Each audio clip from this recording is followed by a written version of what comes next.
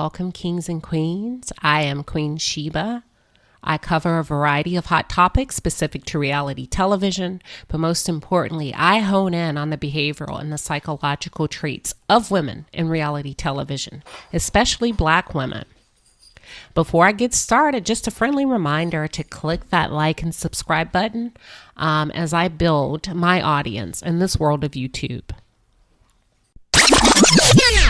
We'll jump right in. So tonight is the premiere of Love and Marriage DC, and I have been waiting about a week to share my insights.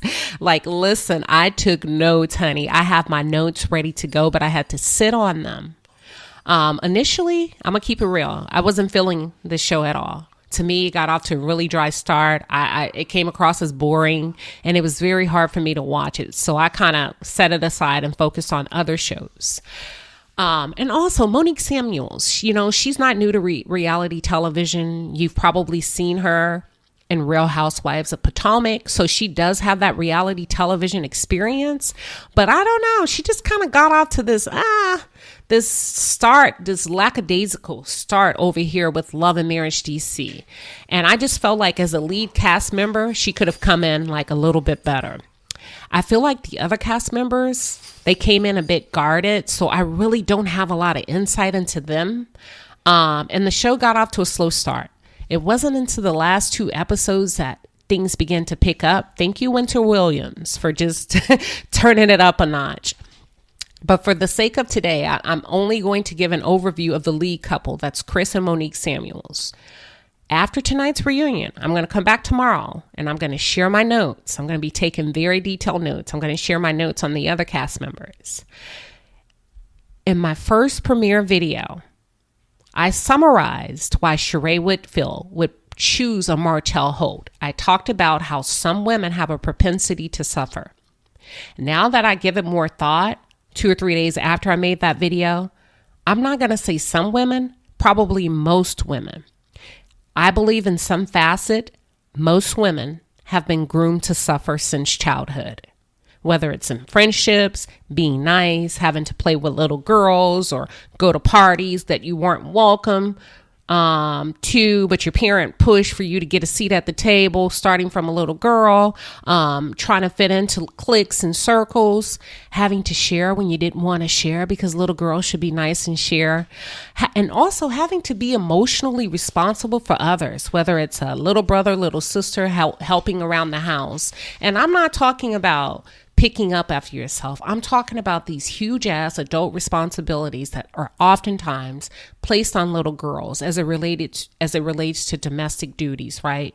When they should just be focused on being a kid. Well, Monique Samuels is very much giving long suffering. And I explained that in that video. Please feel free to go back and watch it. If you're not familiar with that commentary, long suffering is where women show extreme patience and have this deep capacity in spite of being uncomfortable, in spite of being unhappy, stressed, feeling abandoned, neglected, abused, you name it, whatever. They tend to hold on and love people through it and pray them through it and hope for the best, right?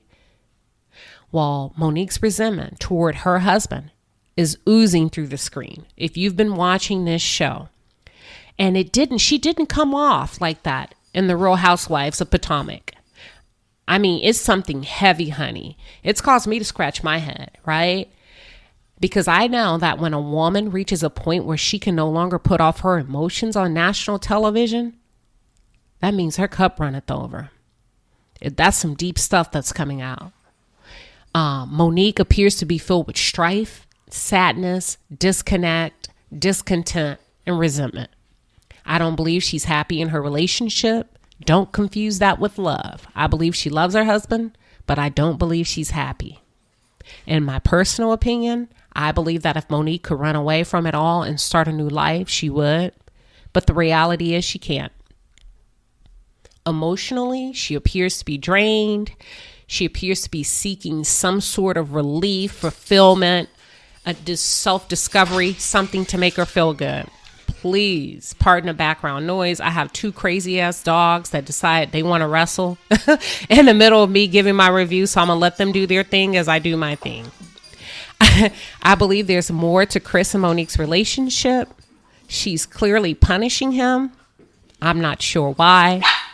My commentary is based on the behaviors that I've observed play out on TV this entire season. Monique has been very relentless in her pursuit of calling out her husband every chance she gets in front of others. I mean, she has not let up. That doesn't mean that she doesn't have a valid reason, but she just won't let it go. She's like a dog with a bone, honey. What Miss Wanda say, you better shake a bone and get the hell on? Well, she's not getting the hell on. She's shaking that bone. So to me, this leads me to believe that Chris may or may not have done something. I have my thoughts on what I think, but I'll save them until after the reunion. But just a little bit of background about Chris. He is an ex-NFL player.